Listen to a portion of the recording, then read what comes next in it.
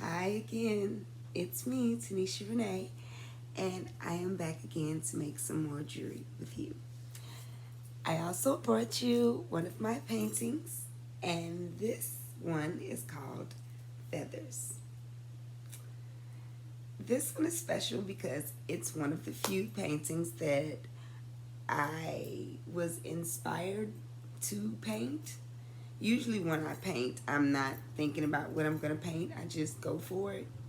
But this one was intentional in its color scheme, in the very least. I went outside one morning and I saw a green and blue feather on the ground, just right in front of me. And I was like, I've never seen a green and blue bird ever. I have no idea what kind of bird. I'm thinking this must have belonged to some sort of Mardi Gras mask or something. Not that it was around that type of holiday. Even then, I was just like, it's kind of unique, green and blue together. So I went and bought me some colors that, symbolize those colors that were in the feather. And here she is, Feathers. I had never had a green and blue painting before. I never even considered putting them together, and because I'm so proud of how this one turned out, it's mine on mine. I don't even pretend like I'm gonna sell this one. It's personal collection. I don't have very many green paintings, so this one is definitely one of my favorites. And yeah, moving right along. I'm gonna show you my novel, Descendants of the Veil. Remember, it's on Google, Amazon, Barnes and Nobles. Everywhere you want to get a book, you can find her by me, Tenisha Renee. Okay? And last time we talked about the back snippet. I'll read it for you again. After being hunted for years for their gifts of sight, the bloodline of the veil formed their own private communities away from the unveiled. But what started off as a safe haven for their own kind will find its way into a world of corruption. Only the reincarnation of the mother of the veil can stop the oppressors of her bloodline now.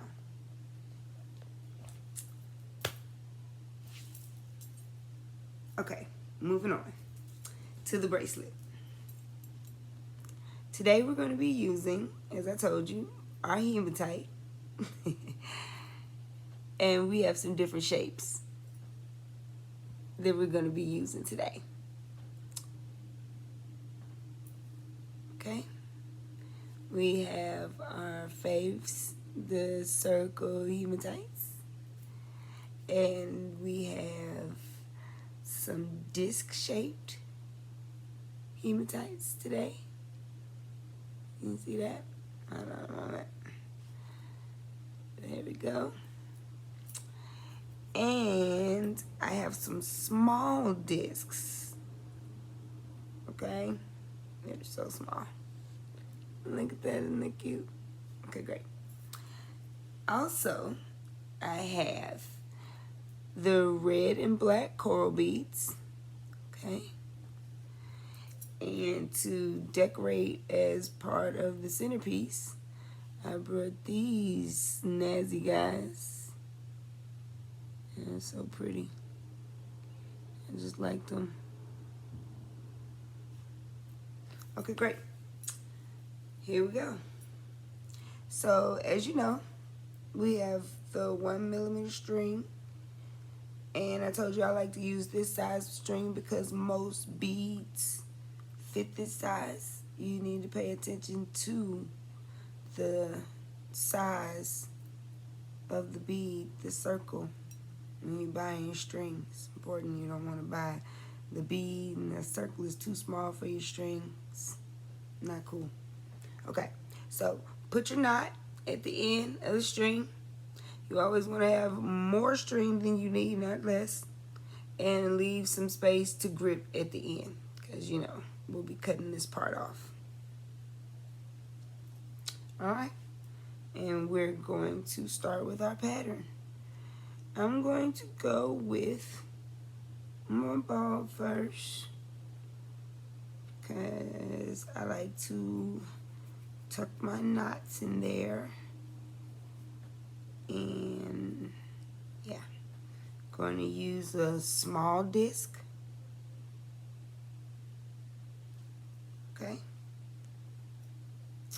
another circle,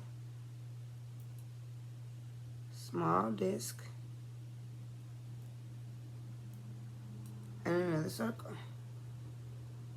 Okay, and I'm going to go with my red black coral bead.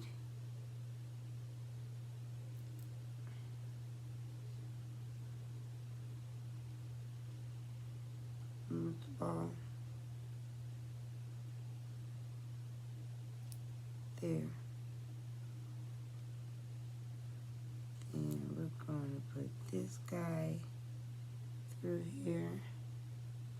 Now, if you like, you can put beads small enough to go in the center of these types of hematites. It can be challenging, as it is at this time, for me to do it without a bead on the end. But if you want to, you can put them in center. They have hematites that are small enough to go in there. Okay. Now,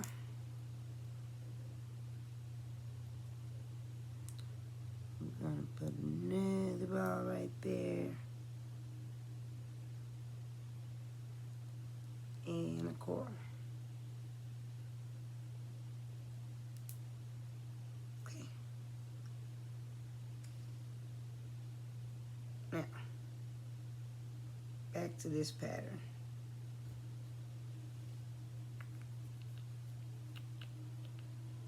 Okay.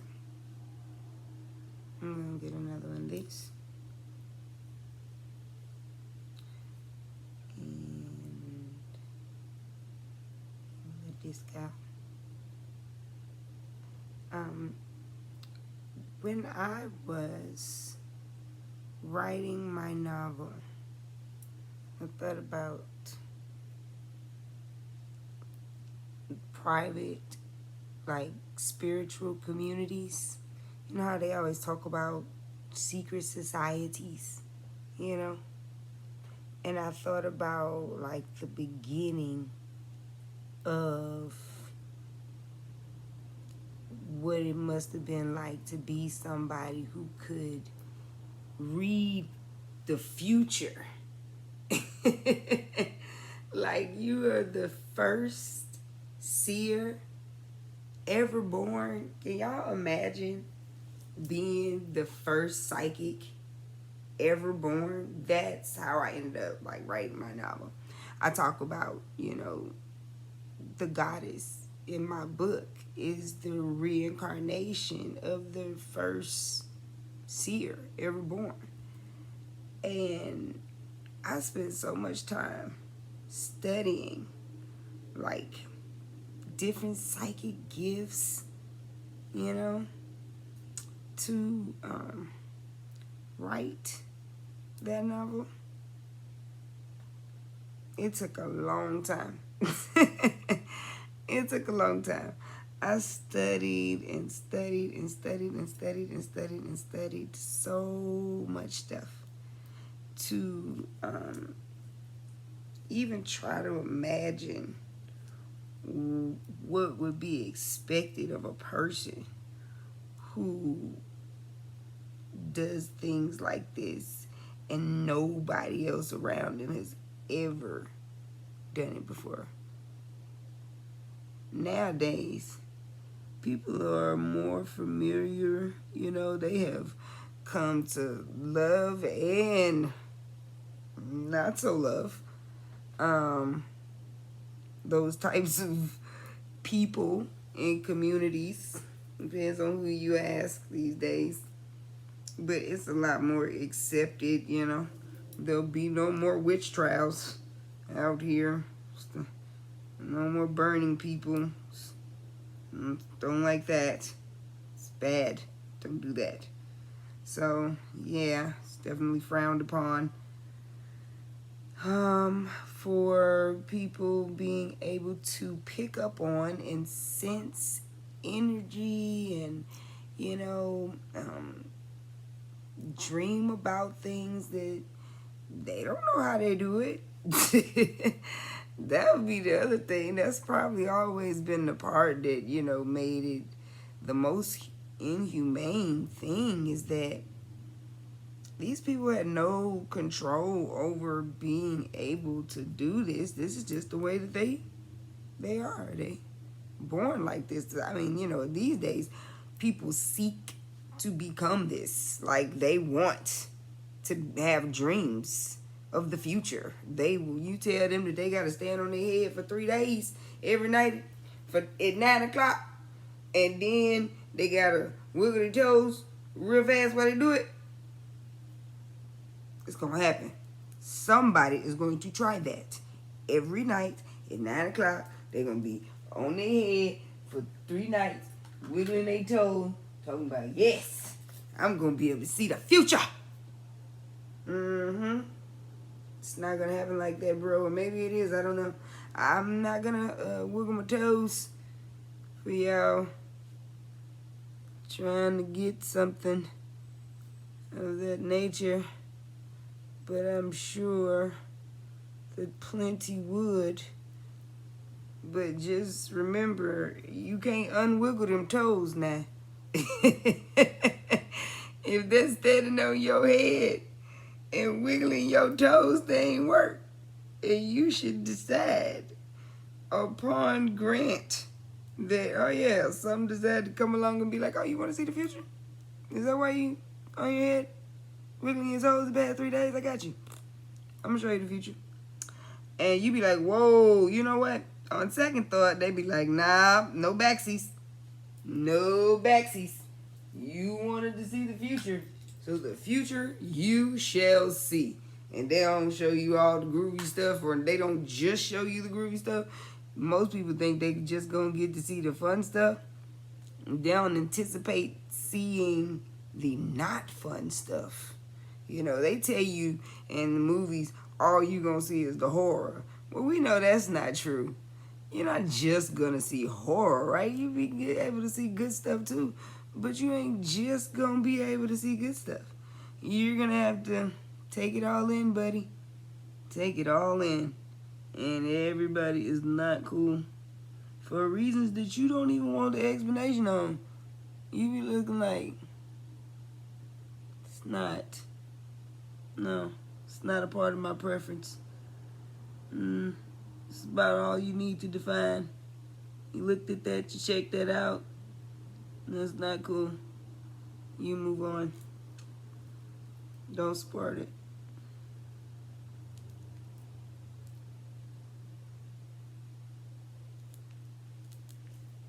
Here we go.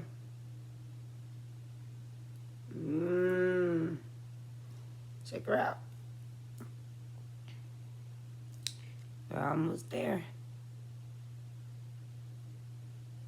Gonna add a few more. And we're done.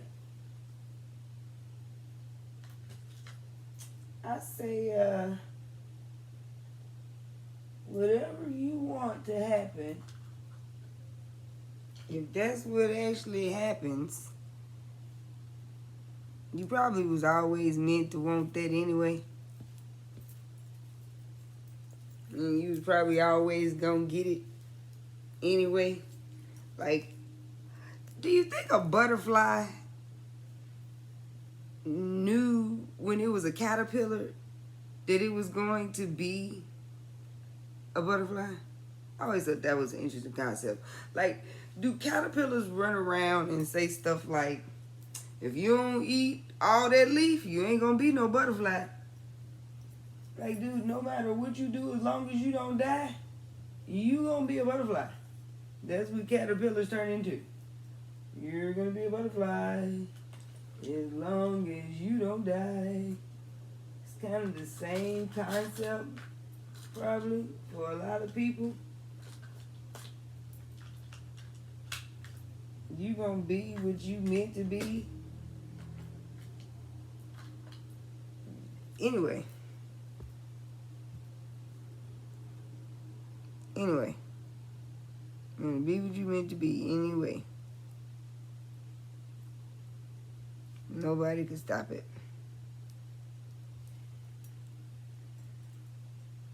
So, not even you. That's supposed to be reassuring, as long as what you're meant to be is a good thing. And yeah, let's pray we're all deciding. Let's pray we're all deciding to be good, do the good thing. Okay. Well, once again, here we are. You now have you a nice hematite, red and black with the coral and the shiny centerpieces. And here comes our fave part. We put those knots on in there. And touch it. I like to make sure there ain't gonna be no slip and slide. You know, nothing unauthorized. Okay. And bang. I'm gonna go with 3 knots. Maybe 4 knots.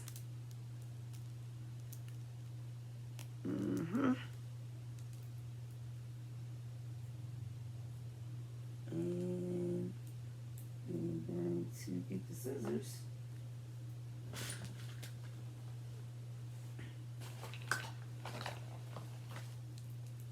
I gotta put them scissors. Excuse me, 1 second.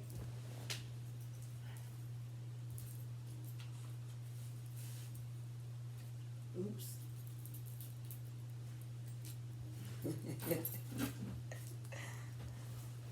My apologies. Okay, here we go. See that? I'm going to slide that in there. Okay, baby. And there she is. Now, depending on how wide you want it, you would add beads here. Okay? I'm going to add beads here to expand it. This is pretty much the round the wrist pattern, and this would be the bottom. Boom. See? Perfect fit for me. It's not just for me. Did I take off the other one? Bye, y'all. Have a good one.